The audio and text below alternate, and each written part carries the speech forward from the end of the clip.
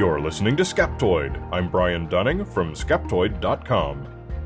Unmasking the Old Stinker, the Hull Werewolf.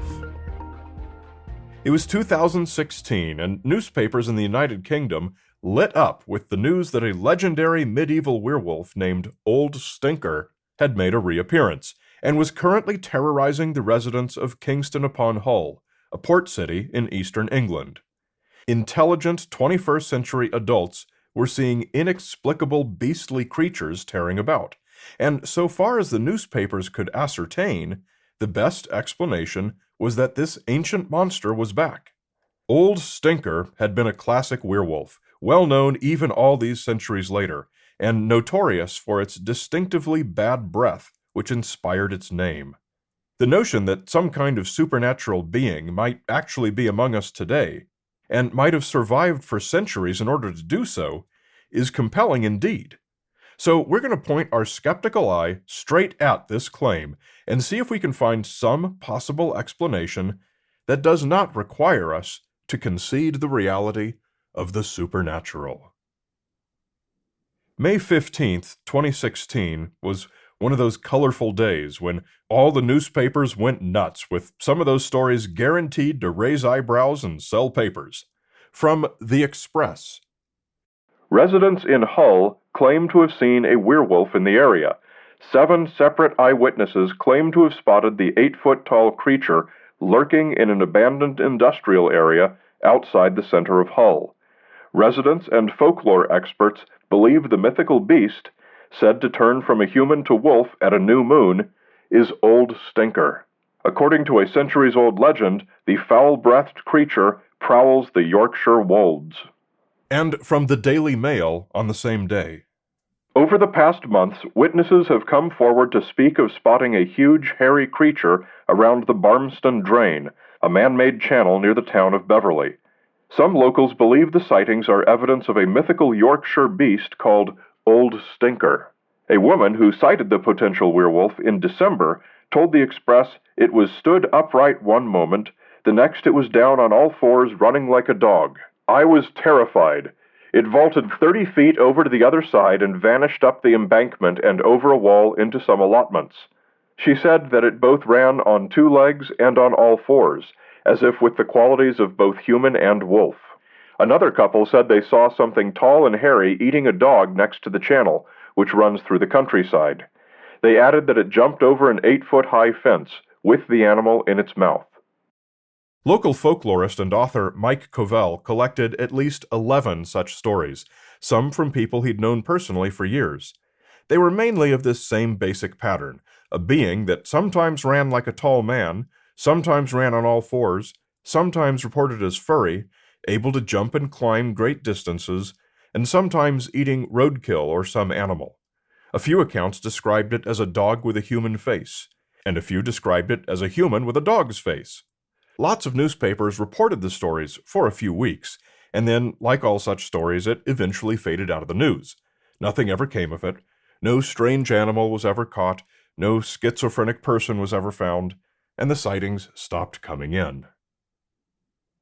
Covell listed what he thought were the possible identifications of what he called the Beast of Barmston Drain. One was, of course, a person. There are any number of reasons a person might do most of the things reported by witnesses. No paranormal influence needed. Another nomination was a big cat, as we recently discussed in episode number 798, on the big cats of Britain. Possibly an escaped or abandoned, large exotic predatory cat, like those known to occasionally turn up in the region.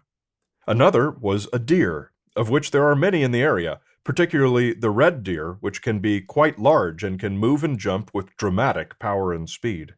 Now, a deer doesn't have a human face and won't jump over a wall carrying a large dead dog in its jaws, but it's possible, even probable perhaps, that a deer explains one or more of the various sightings.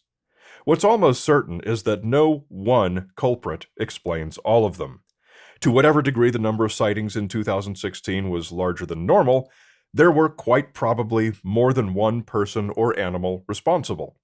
It's even possible that every single sighting was of something different. Covell's last nomination was of a big dog. Just a regular large domestic dog, which I'd bet anything was responsible for at least some of the sightings. But he also mentioned the type of quasi-supernatural big dog that permeates so much of English folklore. If you're not British, you may have only heard of the Hound of the Baskervilles, but English folklore is bursting at the seams with dozens and dozens of famous canine beasts. It's not necessary to suggest that the Beast of Barmston Drain was a supernatural dog thing, to acknowledge that with such a rich history filled with them, it's not improbable that a Hull local, walking home alone at night and seeing something large rush through the bushes, would immediately think of such legends. And these legends are separated by only the blurriest of lines from werewolves, going all the way back through the centuries when people learned to be terrified of actual wolves. The history of wolves in Britain is a gory one. Wolves would sometimes opportunistically attack and kill people. They would habitually kill livestock.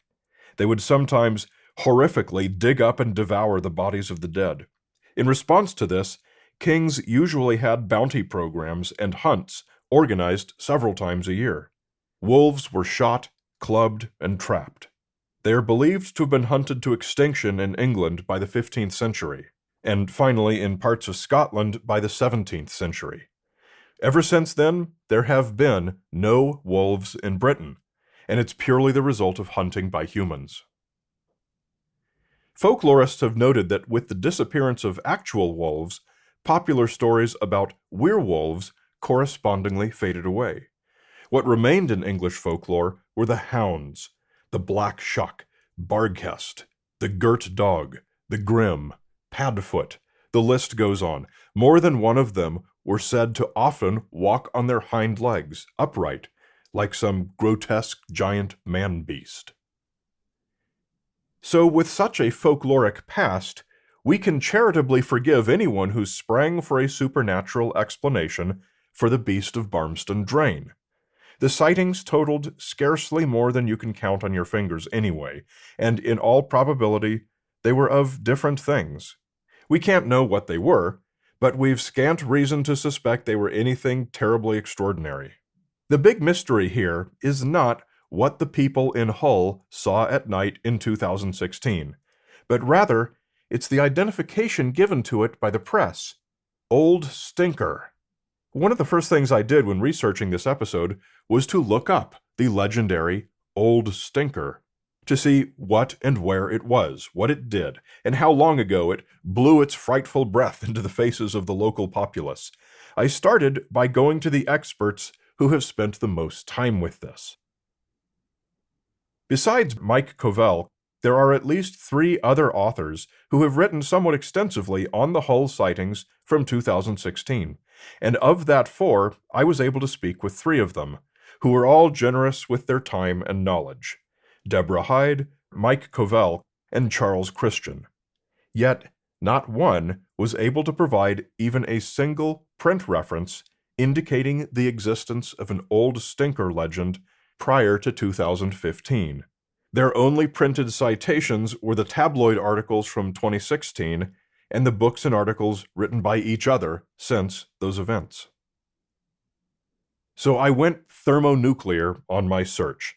A friend who's a university librarian and has helped me dig up some of the most obscure manuscripts ever mentioned on this show used his vast resources to check every searchable index of every book, article, and magazine from all dates prior to 2015 from every country, and found exactly 0 documents containing both the word werewolf and the phrase Old Stinker. I don't deny that there is such a print reference out there somewhere. In fact, I fully expect some listener will turn one up and let me know, and if they do, I'll include it in a future follow-up episode. But right now, lacking that, the absence of evidence points to any Old Stinker legend not having existed prior to 2015. The fact is, as every documentary researcher knows, there's essentially no such thing as a legend that has endured for centuries without any person ever having once mentioned it in print. Are there purely oral histories of legends? Of course there are. but name one from any language that's both written and spoken that is centuries old and yet nobody has ever written about it. You can't, because there's no such thing. Therefore, I am hereby making a bold claim. There never was a werewolf known as Old Stinker in England before it was made up and first written about circa 2015. And I also reiterate that I will take pleasure in walking this back should a satisfactory, verified reference be produced. If it is, then the only remaining mystery will be why none of the modern authors elected to cite it. So all of this raises a question. Can we find the moment of Genesis? Can we find the origin of the Old Stinker? This time, we have a good answer, and it's yes. One of my 4 authors, Charles Christian, published a book in 2015 titled Yorkshire's Weird Wolds, The Mysterious Wold-Newton Triangle. In a later edition of that same book, Christian described what happened. It all began in May 2016, when a journalist working with an English national newspaper group, the Sunday Express and the Daily Star, phoned me up out of the blue and said, "You've written a book about history and legends of East Yorkshire and the Yorkshire Wolds.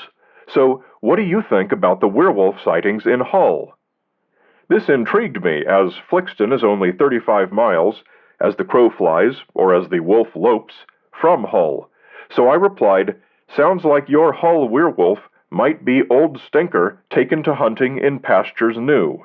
The die was cast, and I'd given the beast a name. Over the next few days, the story of Old Stinker, the Hull werewolf, went viral. And it is indeed the original 2015 edition of Christian's book that contains the first actual mention in print of a werewolf named Old Stinker, a mere 4 mentions. Christian wrote, "When I was a teenager growing up in nearby Scarborough, the local legend was Old Stinker returned at dawn to sleep in a tomb in the churchyard of St. John the Evangelist, in the neighboring village of Folketon." Whatever Christian remembered from his youth had never, it appears, been documented by any folklorist or historian in any book or article from any era. And so the legend of Old Stinker dates not from medieval times, but from 2015. Naturally, I would never impugn the tabloid reporters of doing any fraction less than the most exhaustive research to certify the contents of their articles, so it seems that this time must have been an aberration, because they jumped the shark on this one. And so does anyone who attaches the name of an illustrious legendary creature, real or imaginary, to lend credibility to a modern invention. And pitfalls like this are just one more of many reasons why we should always remain vigilant and always be skeptical. A great big Skeptoid shout-out to premium members Jim Strandquist, the 3D Rivet Boys, Jeremy Buffington, Eric Lindstrom, and Deborah Hyde. As long as you've got your podcast app open right now, please take a second and give Skeptoid a rating. It really does help with the discovery algorithms that suggest Skeptoid to new listeners, and we all know how much they need it. You're listening to Skeptoid, a listener-supported program. I'm Brian Dunning from Skeptoid.com.